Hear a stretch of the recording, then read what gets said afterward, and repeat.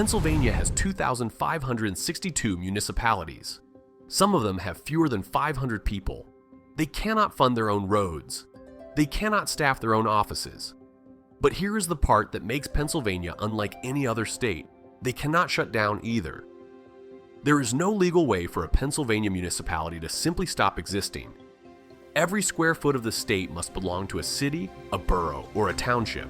No exceptions. Pennsylvania is one of only 10 states that forbid unincorporated territory. And that single fact has created a system so broken, some scholars call it a segregation engine hiding in plain sight.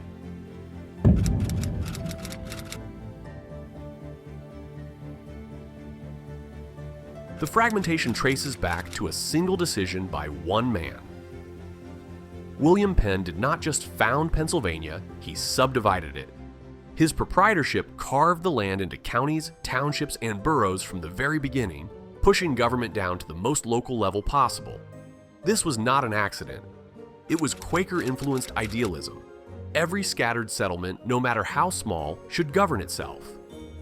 Penn imagined a colony of self-reliant communities, each one managing its own affairs, answering to its own people. For a rural colony in the 1680s, the logic made sense. Settlements were small, spread thin across the forests, and separated by days of travel. Local control was not just a philosophy, it was a practical necessity. But Penn's system assumed these communities would stay small and rural forever. What he could not foresee was what happened when the state industrialized and those boundaries hardened into law. Over the 1800s, Pennsylvania made it trivially easy for any village, neighborhood, or suburb to incorporate as its own municipality, and nearly impossible to undo it later. A cluster of houses near a mill could become a borough. A crossroads with a general store could declare itself a township. Each new incorporation added another line to the map, another government to the ledger, another set of borders that would outlast the reason they were drawn. By 1900, the municipal map was essentially locked in place. More than 2,000 municipalities existed, most of them drawn during a century when the state's population was booming and nobody imagined the boom would ever stop. And instead of simplifying the system as conditions changed, the state layered new structures on top. School districts, which once numbered around 2,500, were eventually consolidated to roughly 500, but the municipal borders underneath never moved. Then came special authorities, water authorities, sewer authorities, parking authorities, transit authorities, recreation authorities. There are 1,756 of them today. Each one was created to solve a problem that the fragmented municipalities could not handle on their own, but none of them replaced a single layer underneath. Think of it like a house where every time a pipe breaks, someone builds a new room around it instead of fixing the plumbing. Pennsylvania did not streamline its government. It just kept stacking new floors on a foundation that was never designed to hold them.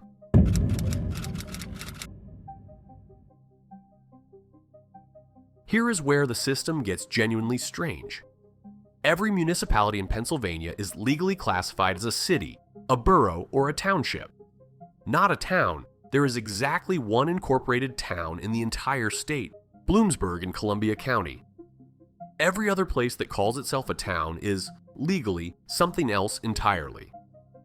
This matters more than it sounds like it should. The classification determines what powers a municipality has, what taxes it can levy, how its council operates, and what rules it must follow.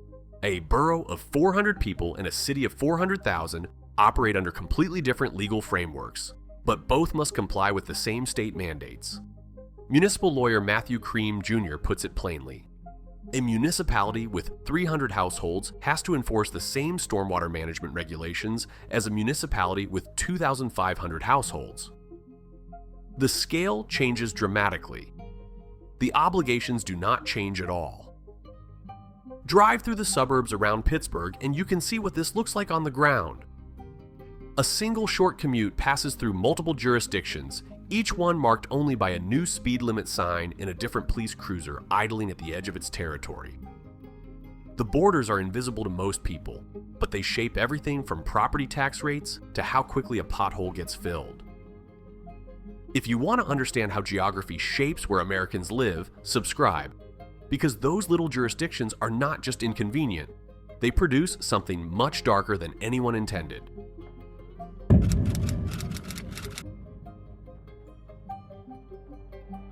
The Pittsburgh metro area is one of the most politically fragmented urban regions in America. Allegheny County alone contains 130 separate municipalities. Pittsburgh is just one of them. But here's the problem: infrastructure does not respect borders. The sewer system that serves this metro area is overseen by 83 separate municipalities. 83. One pipe network, 83 governments arguing over who maintains it, who pays for upgrades, and who takes the blame when raw sewage backs up into someone's basement. During heavy rain, the system still overflows directly into the three rivers, the same rivers that supply drinking water downstream. Billions of gallons of combined sewage and stormwater spill into the Allegheny, the Monongahela, and the Ohio every year. Everyone agrees the system needs fixing. Nobody agrees on who should pay. A pipe does not care which borough it runs through, but the boroughs care very much about who gets the bill. This is the fundamental paradox of Pennsylvania's structure. The physical world, pipes, roads, watersheds, transit lines, operates regionally. Water flows where gravity sends it, not where a municipal boundary tells it to stop. But the political world operates in tiny boxes. Each box has its own council, its own zoning code, its own police department, its own tax rate. A developer trying to build housing in the Philadelphia suburbs might navigate a dozen different zoning regimes within a 10-mile radius. Each municipality has its own rules about lot sizes, setbacks, building heights, and permitted uses. A project that is welcomed in one borough might be flatly illegal 2 blocks away in the next one. Businesses that could open in weeks in another state face a maze of overlapping jurisdictions, conflicting regulations, and separate approval processes. Some developers simply give up and build elsewhere. The inefficiency is measurable. Duplicated services cost money. Fragmented planning wastes land. Economic development stalls at municipal borders because no single government has the authority or the incentive to think regionally. But inefficiency is not the worst of it. The little boxes produce something that no one voted for and almost no one talks about.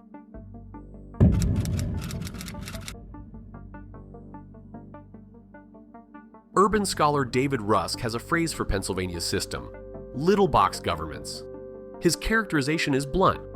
The almost unspoken mission of every little box government and every little box school district, he argues, is to keep our town or keep our schools just the way they are for people just like us. That is not just inefficiency. That is a segregation engine. Because municipal budgets depend heavily on local property taxes, wealthy communities can fund generous services, strong schools, maintained parks, responsive police, clean streets.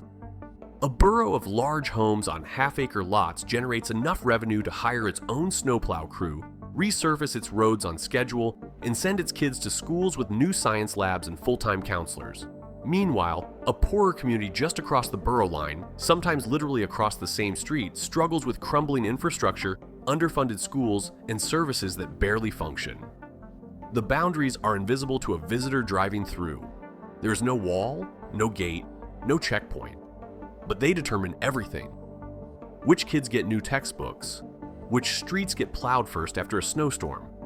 Which neighborhoods attract investment and which ones quietly decay?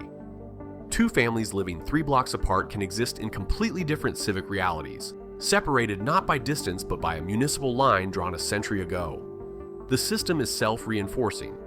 Wealthier residents have every incentive to keep their municipality small and exclusive, because a small tax base of expensive homes generates more revenue per household than a large tax base of modest ones. Poorer municipalities cannot attract the investment needed to improve because the tax base is not there. And the tax base is not there because the investment never came. Nobody voted for segregation. Nobody designed it. The little boxes just produce it, silently, automatically, generation after generation. The borders that William Penn drew to empower communities ended up sorting them instead, concentrating advantage on one side of a line and disadvantage on the other.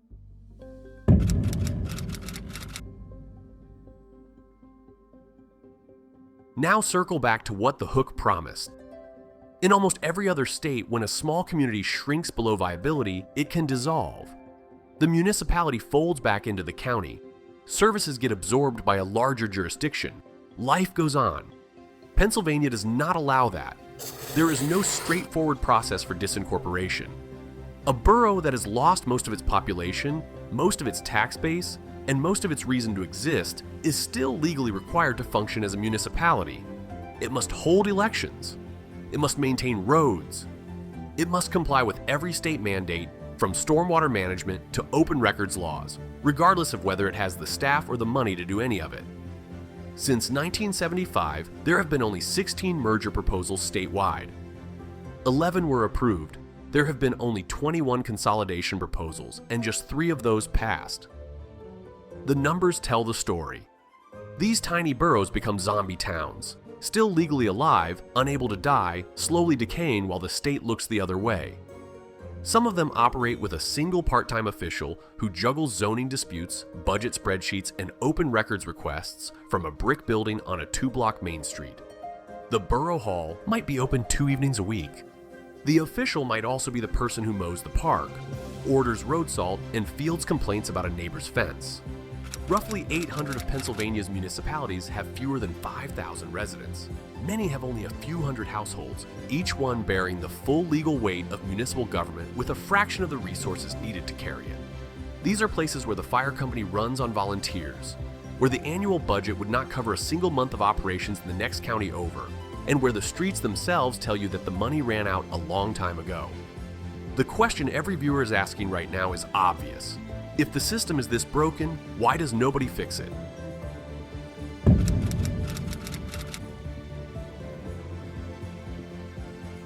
The obvious answer would be that the state legislature should just change the rules, rewrite the incorporation laws, create a path for dissolution, force mergers where they make sense. But the real answer reveals a deeper lock. Every one of those 2,562 municipalities has elected officials, council members, mayors, commissioners, who have a direct personal stake in the system continuing. Every merger proposal threatens someone's seat. Every consolidation vote asks a community to erase its own identity from the map. Because Pennsylvania's legislative districts overlap with this municipal patchwork, state representatives are themselves products of the fragmentation. They represent communities that define themselves by their municipal borders. Voting to dissolve those borders is, politically, voting to dissolve the identity of the very people who elected you. No state legislator builds a career by telling their constituents that their borough should not exist anymore. The system is not maintained by indifference or by laziness. It is maintained by a structural incentive that punishes anyone who tries to change it. Every official who benefits from the current arrangement has a reason to preserve it, and almost no one has a reason to dismantle it. Local autonomy was the founding ideal. It became the founding cage. William Penn's vision of self-governing communities turned into a political structure that cannot reform itself because the people with the power to reform it are the same people the current structure empowers.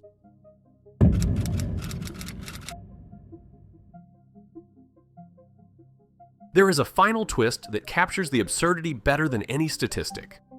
King of Prussia is one of the best-known place names in suburban Philadelphia. It has a massive shopping mall, corporate office parks, and major highway interchanges. But King of Prussia is not a municipality. It is a census-designated place inside Upper Merion Township. It has no government of its own. The name that everyone recognizes carries no legal authority whatsoever. Meanwhile, the township that actually governs it, Upper Merion, is almost unknown outside the area. This happens across the state. The names people use and the governments that actually run things occupy parallel universes. Places that feel real on the ground have no legal existence, while the jurisdictions that hold actual power are names most residents could not identify on a map. Pennsylvania did not just fragment its governance, it created a system where identity and authority no longer line up. The map says one thing, the law says another, and the people living inside the gap between the two rarely even notice.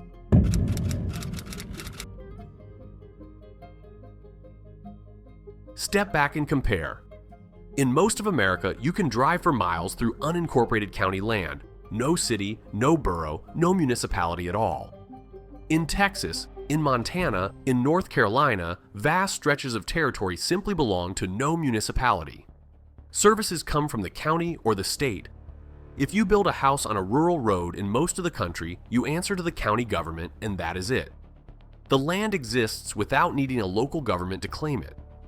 Large parts of the American West have no municipal governance whatsoever, just open land, county roads, and the occasional highway marker. In Pennsylvania, that concept does not exist. Every field, every forest, every stretch of rural road is inside a municipality. There are 2,562 of them. From the smallest borough with a few hundred residents to the city of Philadelphia with 1.6 million, every square foot of the state is governed by its own local jurisdiction, layered beneath school districts, special authorities, and overlapping service areas that make the map look less like a state and more like a shattered windshield. This produces something unlike anywhere else in America. The most local level of government is simultaneously everywhere and almost invisible. Thousands of tiny jurisdictions, most of them unknown to anyone who does not live there, all quietly shaping taxes, zoning, schools, policing, and the daily texture of life for 13 million people. Other states have fragmented metro areas. Other states have too many governments. But no state has taken the principle of local control and applied it this completely, this permanently, and with this little ability to undo it.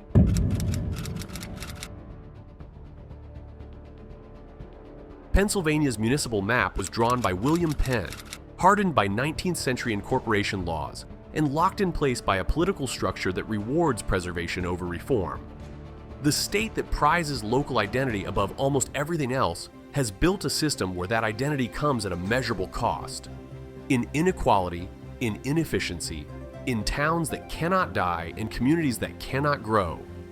The borders that were drawn to empower ended up dividing. The system that was built for freedom became a trap. And the trap works so well that the people caught inside it are also the ones holding the lock. Whether that cost is worth paying is the question Pennsylvania has been avoiding for over a century. The map was drawn before anyone alive today was born. It will almost certainly outlive everyone reading it now. And so far, nobody has found a way to redraw it.